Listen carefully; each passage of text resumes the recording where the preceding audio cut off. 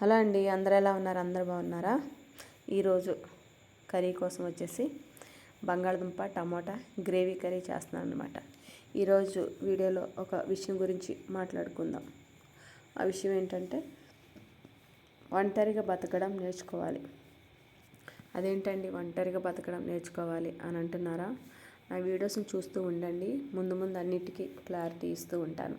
నాకు తెలిసినవే, నా చుట్టూ జరిగేవి, ఇక్కడ కొంతమంది నాతో షేర్ చేసుకునేవి, వాటన్నిటి గురించి విషయాల గురించే మాట్లాడుకుందాం అన్నమాట. ఎందుకు అంటే ఒంటరిగా బతకడం నేర్చుకోవాలనేది కొన్నిసార్లు లైఫ్లో ఎవ్వరు లేకపోయినా ఒంటరిగా బతకడంలో కూడా హ్యాపీనెస్ వెతుక్కోండి ఇప్పుడే.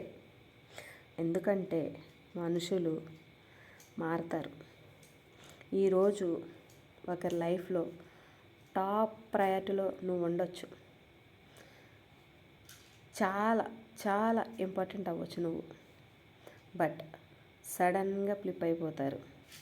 ఆ రోజు నువ్వు వాళ్ళ కోసం ఏం చేసినావు, ఎన్ని చేసినావు, ఎంత చేసినావు, ఎంత సపోర్ట్గా ఉన్నావు అన్నీ ఎగిరిపోతాయి గాల్లో.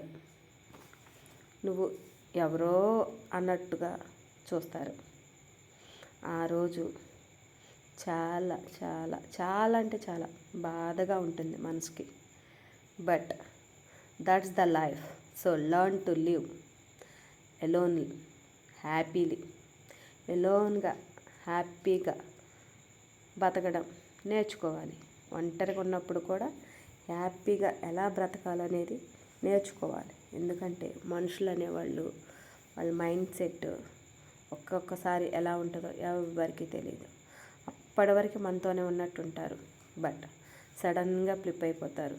అంటే ఎగ్జాంపుల్ చెప్పాలంటే ఏ ఎండకి ఆ గొడుగు పడతారనమాట. 10 మంది ఎటుంటే అటు ఎగిరిపోతారు. సో మనం ఒంటరి అయిపోతాం. ఆ ఒంటరిగా ఉన్నప్పుడు కూడా ఎలా బ్రతకాలో, ఎలా బ్రతికి చూపించాలో మనం నేర్చుకోవాలి. అదే ఈ వీడియోలో చెప్పాలనుకుంటున్నాను.